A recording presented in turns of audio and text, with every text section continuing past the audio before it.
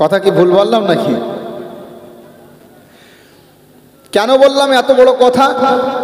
আল্লাহর কোরআন যেখানে তেলাওয়াত করা হবে, রাসূল মুহাম্মদ সাল্লাল্লাহু আলাইহি ওয়াসাল্লামের হাদিসের কথা যেখানে বলা হবে, সেখানে দুইটা হক আদায় করতে হয়। আমি আমার জলসার শুরুতে এই আয়াতটা প্রায় সব জায়গাতে বলি, তারপরে বিভিন্ন বিষয়ে আলোচনা করা হয়।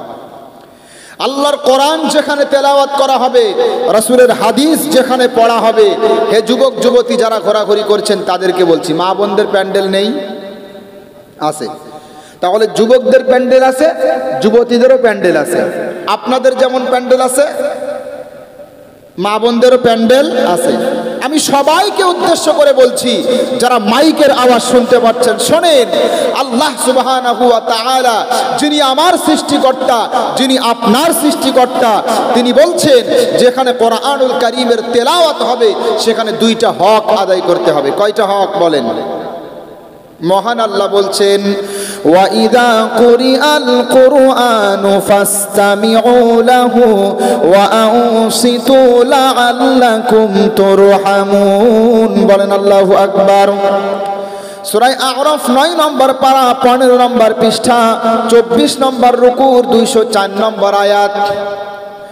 মহান আল্লাহ বলছেন, তোমাদের সামনে যখন কোরআনুল কারীম তেলাওয়াত করা হবে, যখন তোমাদের সামনে কোরআনুল কারীম আবৃত্তি করা হবে, তখন তোমরা মনোযোগ সহকারে শ্রবণ করবে এবং চুপ থাকবে, তাহলে তোমাদের প্রতি আমি আল্লাহর রহমত নাজিল করব। বলেন সুবহানাল্লাহ। আচ্ছা, কোরআনুল কারীম তেলাওয়াত করা হলে, হাদিসের কথা বলা হলে কয়টা হক আদায় করতে হবে? দুইটা। একটা চুপ থাকা আর একটা মনোযোগ সহকারে শ্রবণ করা। আপনারা বুকে হাত রেখে বলেন তো, মেলা বাজারে ঘুরে এই দুইটা হকের একটাও কি আদায় করা সম্ভব? সম্ভব? সম্ভব যদি না হয়, তাহলে এই স্টেজ থেকে আমি আপনাদের উদ্দেশ্য করে বলছি, যারা বাজারে ঘুরছেন প্যান্ডেল খালি রেখে, আল্লাহর এই আয়াত কিয়ামতের ময়দান আপনার বিপক্ষে সাক্ষ্য দেবে। ঠিক না বেঠিক? আর যদি এখানে আসেন তাহলে হক আদায় হবে। আরেকটা বিষয় কি হবে? ভিতরে যে ঈমান আছে, ঈমান এটা অনেকাংশে বেড়ে যাবে। বলেন সুবহানাল্লাহ। মহান আল্লাহ বলছেন, ওয়া ইযা তুলিয়াত আলাইহিম আয়াতুহু যাদাতুহুম ঈমানা ওয়া আলা রাব্বিহিম ইয়াতাওয়াক্কালুন। সূরা আনফাল 9 নম্বর পারা 16 নম্বর পৃষ্ঠা 1 নম্বর রুকুর 2 নম্বর আয়াত। আল্লাহ বলছেন, যখন ঈমানদারের সামনে কোরআনুল কারীম তেলাওয়াত করা হবে, যখন ঈমানদারের সামনে কোরআনুল কারীম আবৃত্তি করা হবে, কোরআনুল কারীমের এই তেলাওয়াত ঈমানদারের ঈমানটা আরো বাড়িয়ে দেবে। বলেন সুবহানাল্লাহ। চিন্তা করতে পারছেন? কোরআনুল কারীমের তেলাওয়াত ঈমানদারের ঈমানটা আরো বাড়িয়ে দেয়। এজন্যই তো ভালোবেসে বলছি, এই গ্রামে যারা ঈমানদার আছেন, যারা নিজেকে মুসলমান দাবি করেন, যারা মুসলমান আছেন, কোরআন এবং হাদিসের আলোকে কিছু কথা রাখবো। আমি আপনাদের এলাকাতে নতুন বক্তা দেখেছেন কখনো? আমাকে দেখেননি। কেউ দেখেছেন এখানে? দেখেননি। নতুন বক্তা, যেখানেই যাই নতুন বক্তা, কারণ বক্তা জগতে আমি নতুন। সব জায়গাতে নতুন বক্তা, কারণ বক্তা জগতে আমি নতুন। যত সময় থাকবো হাদিস এবং কোরআনের আলোকে আপনাদেরকে কিছু উপদেশ করব এবং গুরুত্বপূর্ণ কথা রাখবো। এই জন্য আমি বলছি, যারা যত্রতত্র ছড়িয়ে ছিটিয়ে আছেন, আমি আশা করব এই প্যান্ডেল যেন ফাঁকা না থাকে। এই আশা করতে পারি তো আমি? হাদিস কোরআনের কথা।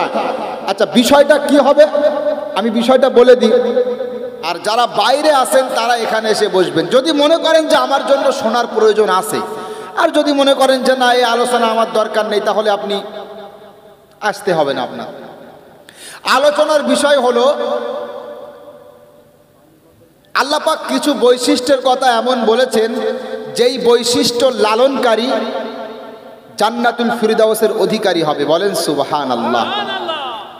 মহান আল্লাহ বলছেন, উলাইকা হুমুল ওয়ারিসুনাল্লাযীনা ইয়ারিসুনাল ফিরদাউসা হুম ফিহা খালিদুন। সূরা মুমিনুন 18 নম্বর পারা, প্রথম নম্বর পৃষ্ঠা, প্রথম নম্বর আয়াত। মহান আল্লাহ বলছেন ওই সমস্ত লোকেরা জান্নাতুল ফিরদাউসের উত্তরাধিকারী হবে এবং এরা জান্নাতুল ফিরদাউসের মধ্যে চিরকাল অবস্থান করবে। বলেন সুবহানাল্লাহ। আল্লাহ বলছেন ওরা জান্নাতুল ফিরদাউসে যাবে এবং চিরকাল জান্নাতুল ফিরদাউসে থাকবে। এখন ওরা কারা এটা জানার দরকার আছে না নেই? আছে না?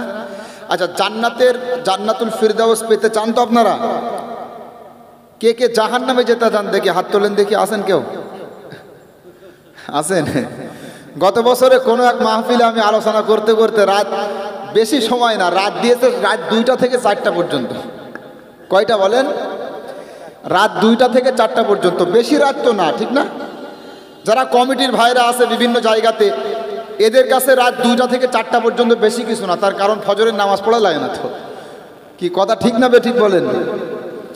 রাত 2টা থেকে 4টা পর্যন্ত সময় আমি বললাম জাহান্নামে যাবে। কারা কারা হাত তোলেন দেখি। অনেকে হাত তুলেছে। আমার পাশে যিনি বসা ছিল তিনিও হাত উঠিয়েছে, জাহান্নামে যাবে। মানে শোনে না। আরে রাত 2টা থেকে 4টা পর্যন্ত যদি জলসা, যদি বক্তব্য করি, তো ওই সময়টা কি ঘুমের সময় নাকি জলসা শোনার সময় বলেন? আমি বললাম ভাই আর বাড়ায়েন না, শেষ করে দিই। তখন কমিটির এক ভাই বলছে হুজুর চলবে না, মানে সারা রাত জলসা হবে, ফজরের আজান যত সময় না হবে জলসা করা লাগবে। তার কারণ এই যে এত টাকা খরচ করে প্যান্ডেল স্টেজে ফুল সাজিয়েছি শুধুমাত্র ছেড়ে দেওয়ার জন্য তাড়াতাড়ি নাকি? আমি এখানে এসে প্রথমে খুশি হয়েছি যখন শুনলাম যে আমি শেষ বক্তা, আমার পরে কোনো বক্তা নেই, রাত্রি 12টা 12:30 পর্যন্ত জলসা। আমি বহু খুশি হয়েছি এখানে এসে। মধ্যরাতব্যাপী জলসা, এটা হলো জলসা, বা তারও কম, এটা হলো জলসা। সারা রাত জলসা দিয়ে ফজরের নামাজ কাজা করা, এটা জলসা না, এটা ইসলাম বিরোধী কাজ। ঠিক না বে ঠিক বলেন? এই কথা বললে আবার অনেক কমিটির ভাইরা আছে, আমার আবার বলবে যে হুজুরের আনা যাবে না এখানে। আপনি আনলেন না আনলেন আমার কোনো যায় আসে না। হাদিস কোরআনের কথা বলবো, হক কথা বলবো। যতদিন বাঁচবো আল্লাহর সামনে নত হব, পৃথিবীর কোনো মানুষের সামনে না। ঠিক না বে ঠিক বলেন? আমার কথার সাথে একমত তো আপনারা? তাহলে এবার আসেন জেনে নিই। আল্লাহ বলছেন তারা জান্নাতুল ফিরদাউসে যাবে, চিরকাল জান্নাতে থাকবে। এখন তারা কারা? সূরাত আল মুমিনুন 18 নম্বর পারা, প্রথম নম্বর পৃষ্ঠা, প্রথম রুকুর প্রথম থেকে নিয়ে পরপর 7-8টা আয়াতের মধ্যে আল্লাহ পাক 7টা বৈশিষ্ট্যের কথা বলেছেন। এই বৈশিষ্ট্যগুলো যাদের মধ্যে থাকবে আল্লাহ বলছেন তাদেরকে আমি আল্লাহ জান্নাতুল ফিরদাউস দেব। আচ্ছা, আল্লাহর কথা কি মিথ্যা হয়? আল্লাহ যেটা বলবেন সেটা হবে, সেটা অবশ্যই হবে। তাহলে আল্লাহ বলছেন 7টা বৈশিষ্ট্য যার মধ্যে আছে এই ব্যক্তি জান্নাতুল ফিরদাউসে যাবে।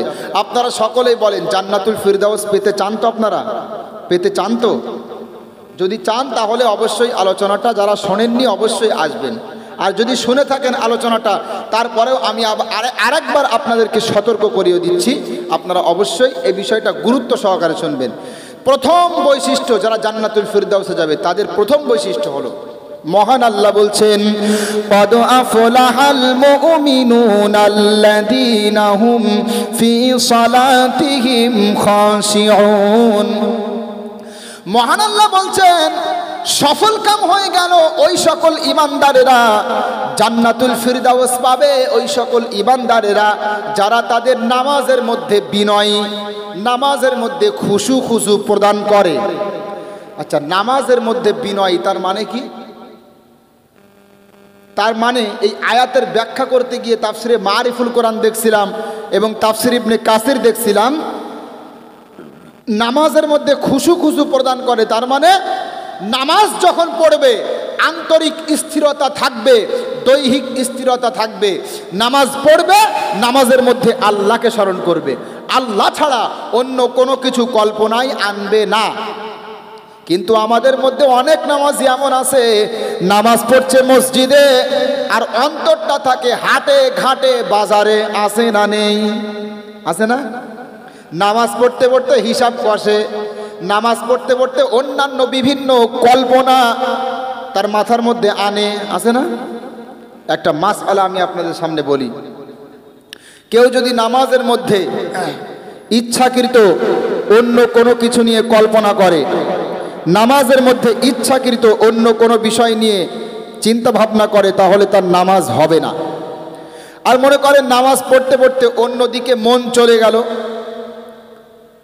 এখন হঠাৎ যখন মনে পড়বে নামাজের মধ্যে আবার আল্লাহকে স্মরণ করতে শুরু করবে, তাহলে নামাজ হয়ে যাবে।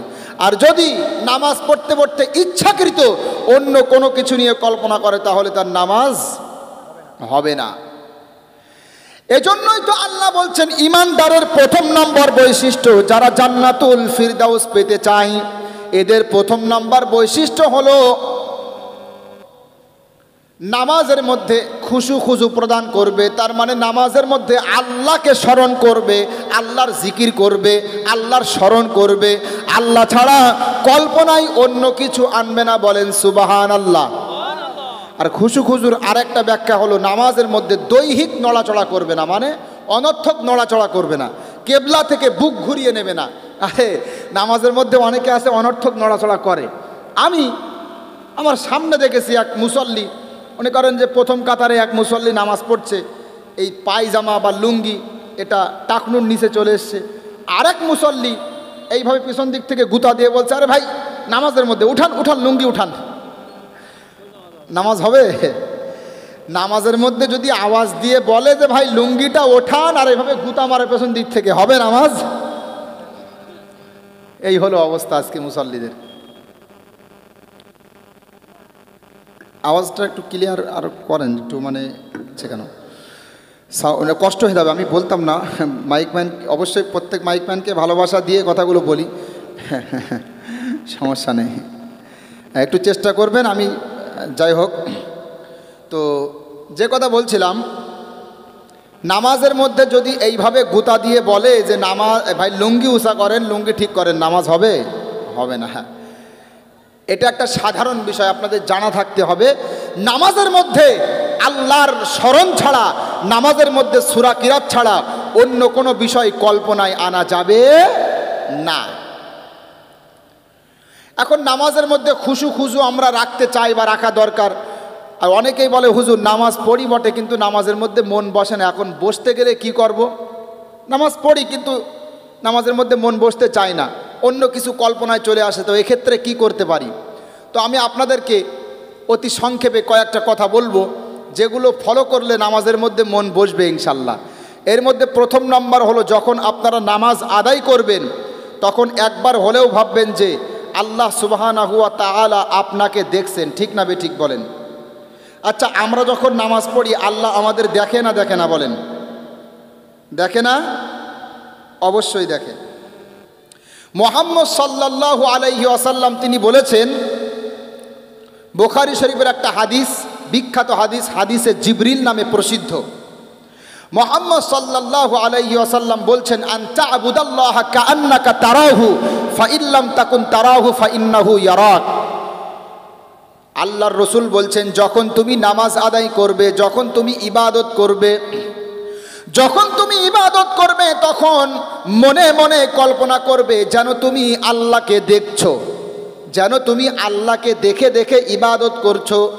আর এটা যদি মনে না হয় তাহলে একবারের জন্য হলেও ভাববে মহান আল্লাহ তোমাকে দেখছে। ঠিক না বেঠিক?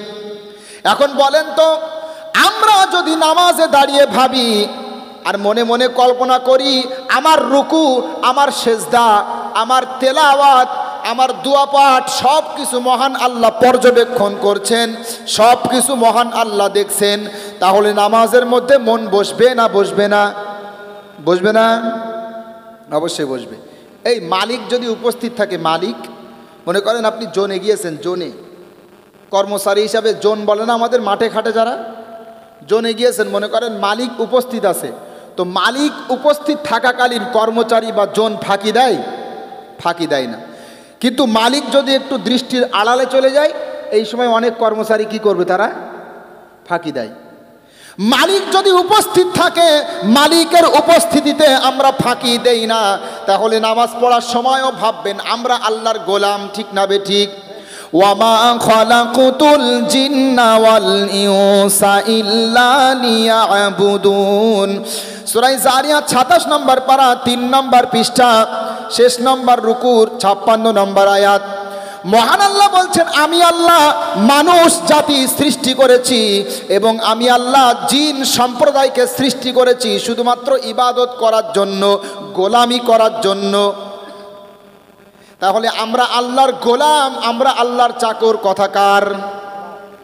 এখন আমরা যদি আল্লাহর গোলামি করি আর আল্লাহ যদি আমাদের মালিক হয়, তাহলে আল্লাহ তো উপস্থিত রয়েছে, আমাদেরকে দেখছেন আমরা কি করছি না করছি। তাহলে আল্লাহর উপস্থিতিতে আমরা ফাঁকি দেব, এটা কি কখনো সাজে মানাই? আমরা যদি ভাবি যে আমাদের মালিক উপস্থিত আছে, তাহলে ফাঁকি দিতে মন চাইবে? মন চাইবে না। আমার রুকু, আমার সেজদা, আল্লাহু আকবার ভাববেন, আমার রুকু, আমার সেজদা, আমার কিরাত, আমার দুয়া, তাসবিহ, তাহলিল, এ সব কিছু দেখছেন কে বলেন? আল্লাহ। আল্লাহ আমার রব, এই রবি আমার সব। আল্লাহ আমার রব, এই রবি আমার সব। দমে দমে তনু মনে তারি অনুভব। তোমার দুনিয়াতে আমরা যেদিকে তাকাই, অথই নিয়ামতে ডুবে আছি সবাই। যেদিকেই তাকাবেন না কেন, অসংখ্য নিয়ামত আল্লাহ অসংখ্য নিয়ামত দিয়ে এই বিশ্বকে সাজিয়েছেন, ঠিক না বেঠিক বলেন? তো যেদিকেই তাকাবো আল্লাহর নিয়ামত দিয়ে আল্লাহ পাক দুনিয়াটাকে ভরপুর করে দিয়েছেন। তো এই যে রব, যিনি আমাদের জন্য এত কিছু সহজ করলেন, এই যে রব, একটু ভাববেন, এই যে আমরা শ্বাস প্রশ্বাস, যেটা শ্বাস আমরা নিচ্ছি, প্রশ্বাস হিসেবে বাহির করছি, এটা কত বড় আল্লাহর নিয়ামত। ব্যাস, এটা একবার বন্ধ হয়ে গেলে আমরা দুনিয়ায় থাকতে পারবো না। তার যেই আল্লাহ এত বড় পাওয়ারফুল, ক্ষমতাসীন, সেই আল্লাহ রাব্বুল আলামিন আমার ইবাদত দেখছেন, আমার নামাজ দেখছেন, আমার রোজা, আমি যা কিছু পালন করি ইবাদত, সব তিনি দেখছেন। তাহলে এগুলো কতটা সৌন্দর্যমণ্ডিত হওয়ার প্রয়োজন বলেন? একটু ভাববেন বিষয়টা। তো প্রথমত ভাববেন, আপনি যে ইবাদত করছেন, আমি যে ইবাদত করছি, আল্লাহ দেখছেন। যদি এটা ভেবে নামাজের পার্টিতে দাঁড়ান, তাহলে আশা করি আল্লাহ ছাড়া অন্য কোনো কিছু কল্পনায় আসবে না। এরপরে দ্বিতীয় নাম্বার, যখন নামাজ আদায় করবেন, তখন নামাজের পার্টিতে দাঁড়ানোর সময় একবার হলেও ভাববেন, হতে পারে এটা আমার জীবনের সর্বশেষ নামাজ, ঠিক না বেঠিক? আচ্ছা, এখন যদি বলে দেওয়া হতো, মনে করেন মাগরিবের আগে, আচ্ছা মনে করেন এখন আপনাকে বলে দেওয়া হলো, যদিও সম্ভব না, কিন্তু আল্লাহ পাক মনে করেন আপনাকে জানিয়ে দিলেন যে আজকে ফজরের নামাজটা হলো আমার আপনার জীবনের সর্বশেষ নামাজ। তা ফজরের নামাজটা কেমন হবে? যদি জানিয়ে দেওয়া হয় আজকে ফজরের নামাজ হলো সর্বশেষ নামাজ, তাহলে আজকের যে ফজরের নামাজটা আমরা পড়ব, এটা হবে আমাদের জীবনের সর্বশ্রেষ্ঠ নামাজ। প্রথমত নামাজ কাজা করব না। এরপরে যখন উজু করব, তখন থেকে নিয়ে প্রতিটা মুহূর্তে আল্লাহকে স্মরণ করব। উজু করার সময় ভাববো এই উজুটা আল্লাহ দেখছেন। সুতরাং মুরগিতে গোসল করার মতো উজু করব না, ঠিক না ঠিক? মুরগিতে গোসল করার মতো উজু দেখেছেন? শীতকালে যারা উজু করে অনেকেই দেখেছি 1 মিনিট সময় লাগে না উজু করতে, যাবে এইভাবে, ব্যাস উজু হয়ে গেছে। এই জন্য বললাম মুরগিতে গোসল করার মতো উজু, এরকমটা হবে না। নামাজে যখন দাঁড়াবো, তখন যেহেতু আমরা জানি এটা আমাদের জীবনের সর্বশেষ নামাজ, এজন্য আমার রুকু, ওই দিনকারের রুকু হবে সর্বশ্রেষ্ঠ রুকু, ওই দিনের সেজদা হবে সর্বশ্রেষ্ঠ সেজদা, ঠিক না বেঠিক?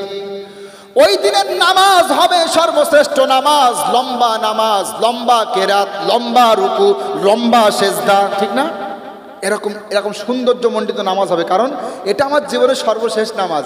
আর নামাজ পড়াকালীন আল্লাহর কাছে দোয়া দরুদ করব, নামাজ হয়ে গেলে দোয়া করবো, আর আল্লাহকে বলবো, আল্লাহ জীবনে কত গোনা করেছি, আল্লাহ আজকে নামাজটা শেষ নামাজ, আল্লাহ তুমি আমার জীবনের সমস্ত গোনাগুলো মাফ করে দাও, আল্লাহ আল্লাহ যত গোনা করেছি আল্লাহ মাফ করে আমল নামাটা পরিষ্কার পরিচ্ছন্ন করে দাও, আল্লাহ আমি আর 1 ফোঁটাও গোনা করব না। কত কি আল্লাহর কাছে বলবো, ঠিক না? কারণ এটা আমার জীবনের সর্বশেষ সময়। একবার হলেও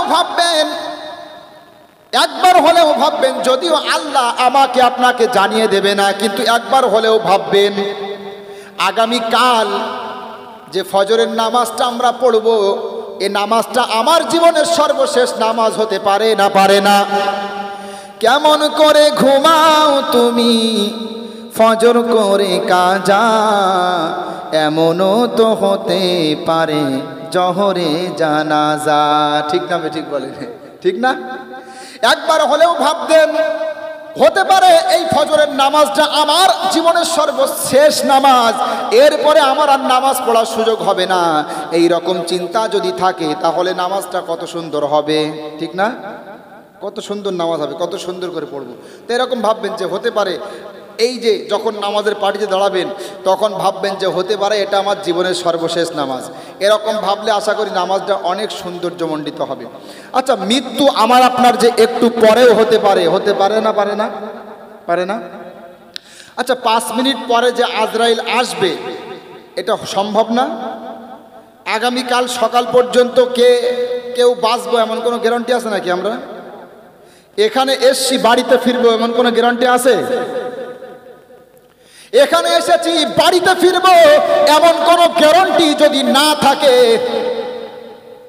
আর নেই এমন গ্যারান্টি, মহান আল্লাহ বলছেন ওয়ালা ইউআখিরুল্লাহু নাফসান ইযা জাআ আজালুহা ওয়াল্লাহু খাবীরুম বিমা তা'মালুন। সূরা মুনাফিকুন 28 নম্বর পারা 14 নম্বর পৃষ্ঠা 2 নম্বর রুকুর 11 নম্বর আয়াত। মহান আল্লাহ বলছেন যখন মৃত্যুর সময় হয়ে যাবে, যখন মৃত্যুর সময় হয়ে যাবে 1 সেকেন্ডের জন্য সময় দেয়া হবে না, একটা মানুষের জন্য 1 সেকেন্ডের জন্য সময় দেয়া হবে না।